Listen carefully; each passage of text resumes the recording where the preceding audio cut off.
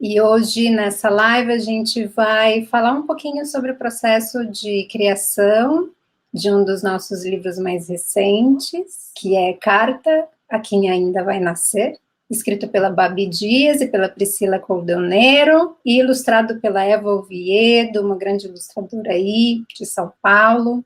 De onde que veio essa ideia e o que é que fala essa carta a esse ser que ainda vai nascer? E quem é esse ser que ainda vai nascer? Quando a gente já olha para a capa, a gente já se depara com uma mulher e com uma galinha e um ovo. E não é à toa que essa galinha e esse ovo aparecem.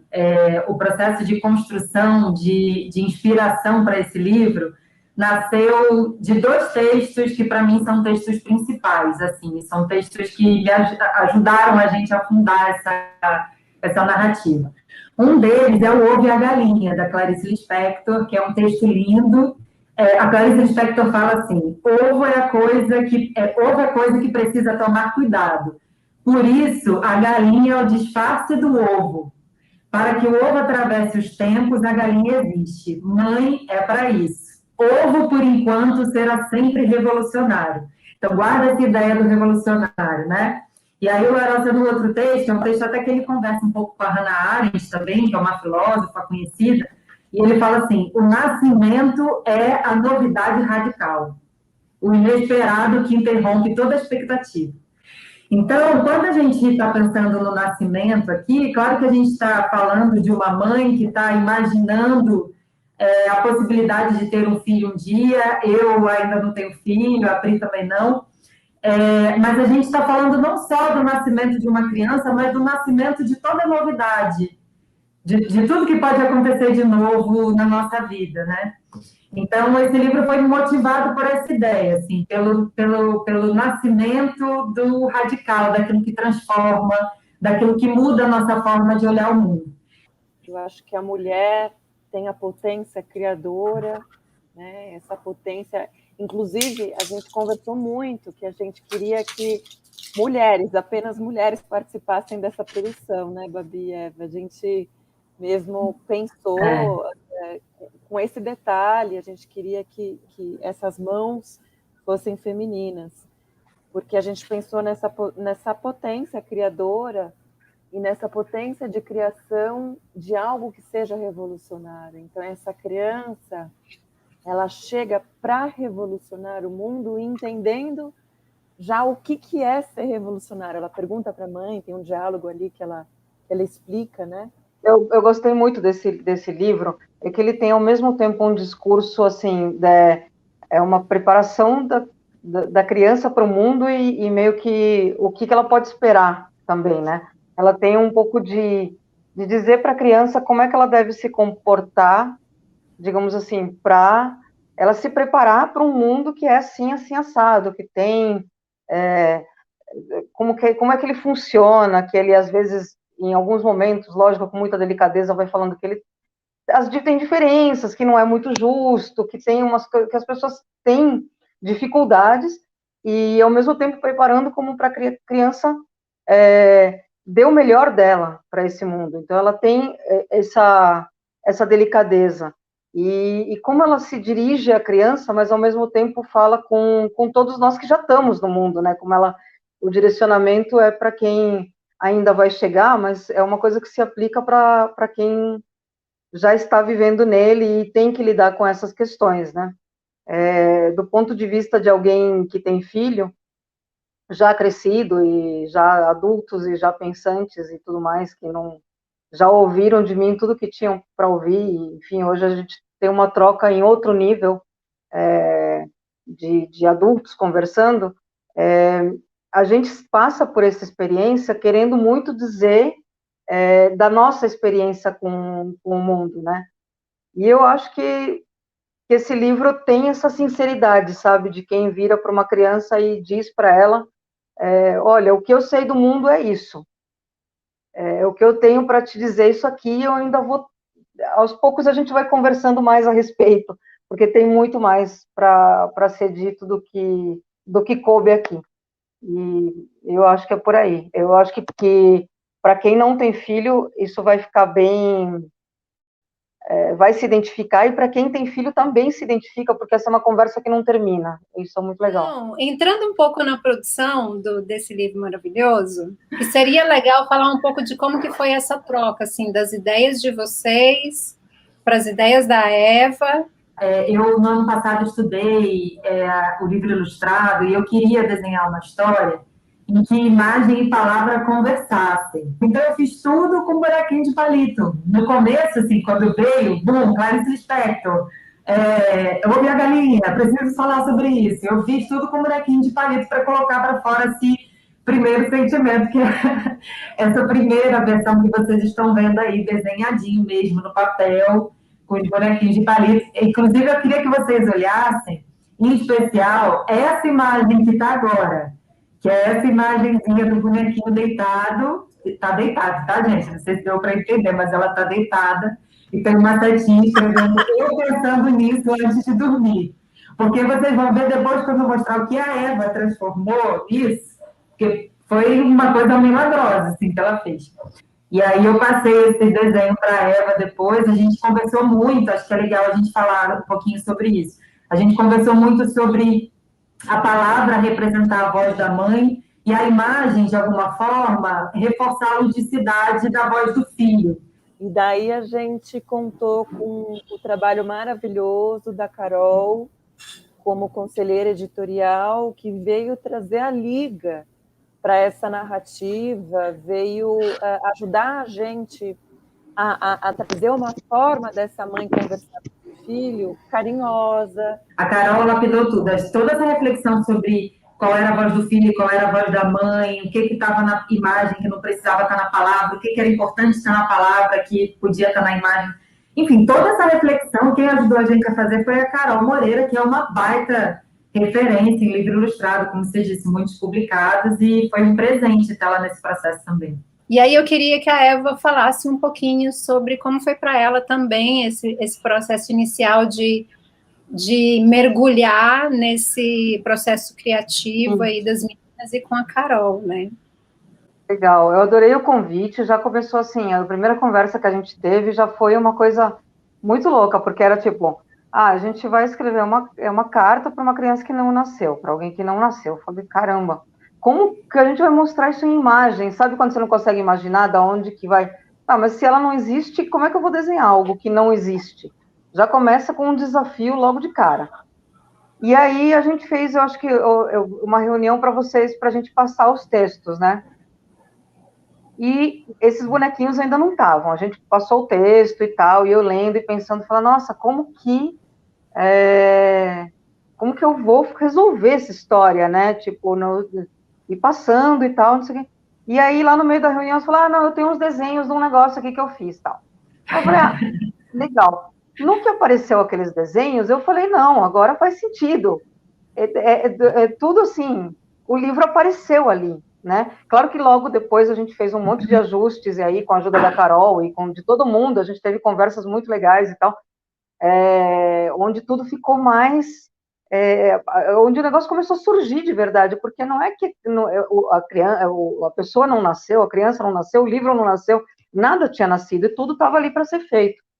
Então, está aparecendo ali na tela como que é o que eu recebo. Eu recebo o texto e essa primeira diagramação com as manchas de texto, que é isso já.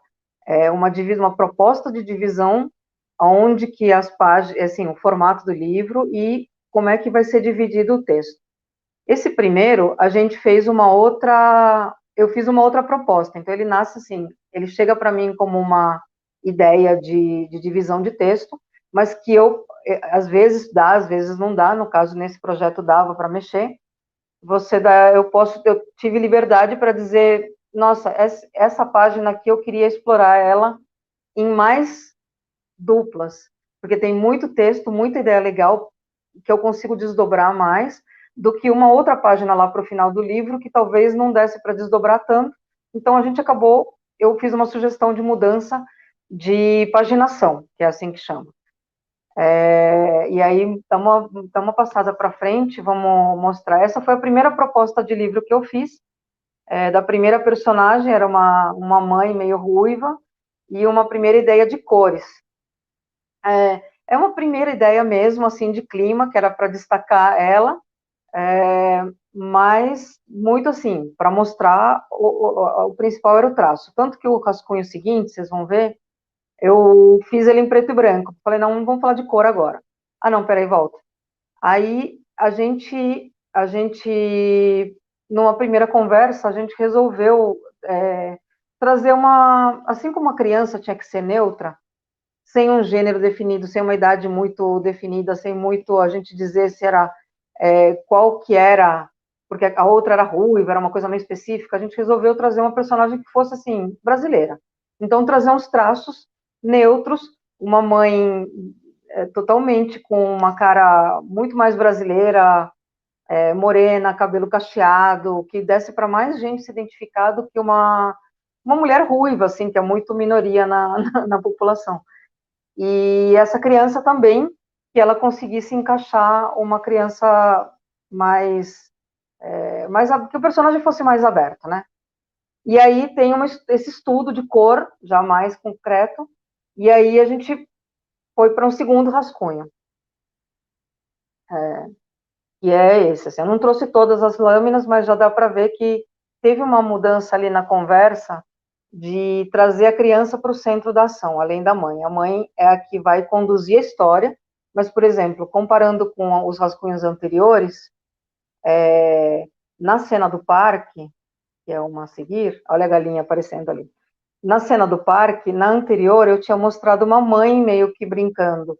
E nessa já é a criança e a mãe está em segundo plano. Por quê? Vocês vão entender a seguir como que a gente foi tudo conversando e chegando a essa conclusão e tal.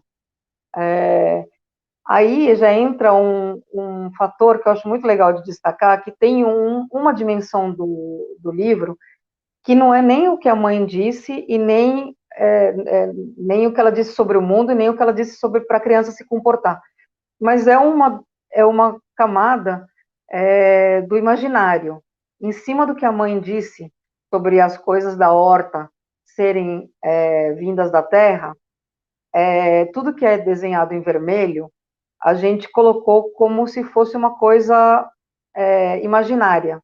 Então, a criança vê as coisas na feira, a criança e a mãe veem as coisas na feira, mas por trás, na imaginação, em vez de uma barraca, tem a terra onde elas foram cultivadas. Isso vai aparecer em vários pontos ali do livro, vocês vão ver.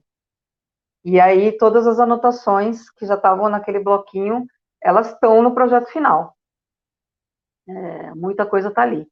Isso aí é para mostrar para vocês como que o texto chega. Ele chega a um textão com uma marcação, se puder dar um zoom, por favor, nele, mostrando que ali está...